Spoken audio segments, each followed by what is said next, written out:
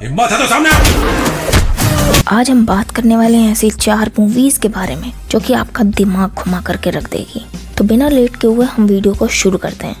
Number 1 पर है निर्वाणा इन, जो कि एक हॉरर मूवी है। ये मूवी 2019 में आई थी।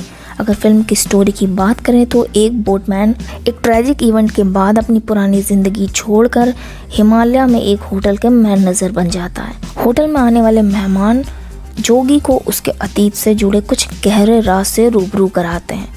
होटल के मेहमान भी कुछ अलग इस तरह के होते हैं और धीरे धीरे ये समझ आता है कि ये सब कुछ इत्तेफाक नहीं है।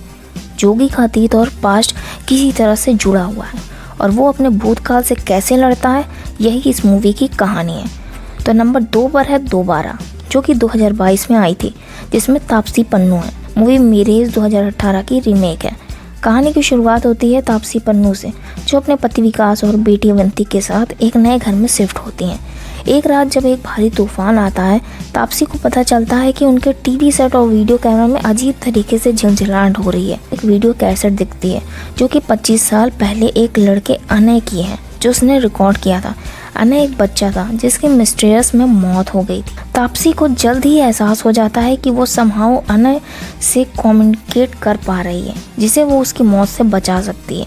उसका ये कदम एक पैरेलल यूनिवर्स क्रिएट कर देता है जहां अनय अभी भी जिंदा है, लेकिन इस क्षण में वो अपनी बेटी अवंती को खो देती है, क्योंकि इस यूनिवर्स में अवंती कभी पैदा ही नहीं हुई थी। अंतरा कैसे अपनी बेटी को वापस पाने के लिए स्ट्रगल करती है, जिसके लिए उसे काफ़ी चीज़ों से लड़ना पड़ता है। उसके सामने ये चैलेंज भी होता है कि उसे ये समझना पड़ेगा कि कुछ चीज़ों को बदलना पॉसिबल है, पर हर एक एक्शन का एक रिएक्शन होता है जो एक्सपेक्टेड भी हो सकता है और अनएक्सेप्टेड भी।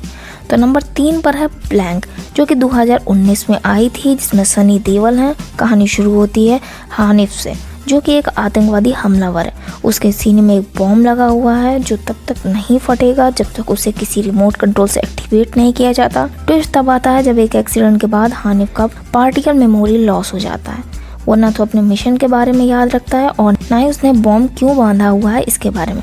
सनी देओल ATS के ऑफिसर बने हैं जो इस केस को जांच पड़ताल कर रहे होते हैं। सनी देओल को जल्दी एहसास हो जाता है कि हानिफ के चेस्ट में लगा बॉम्ब एक बड़े टेररिस्ट अटैक का हिस्सा है और अगर वो फट गया तो बहुत बड़ी तबाही हो सकती है।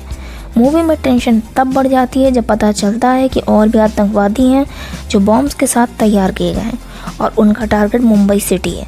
सनी देओल न सिर्फ हानिफ को बचाना है बल्कि उससे ये भी पता लगाना है कि असली मास्टरमाइंड कौन है। तो फाइनली नंबर 4 पर है यशोदा, जो कि 2022 में आई थी, जिसमें समांता रूट प्रभु हैं। अगर इसकी स्टोरी की बात करें तो कहानी शुरू होती है समांता से, जो कि सरोगेट मदर बनने की डिसीजन लेती हैं फाइनेंशियल नीड्स और अपनी बहन की हेल्थ इशूज़ को सॉल्व करने के लिए।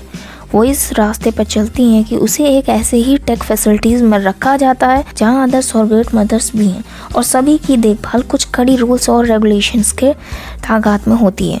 समांता को एहसास हो जाता है कि इस फैसिलिटी में सब कुछ सही नहीं है, जो उसे एक विश्वास दिलाती है कि यहाँ कुछ तो गड़बड़ है।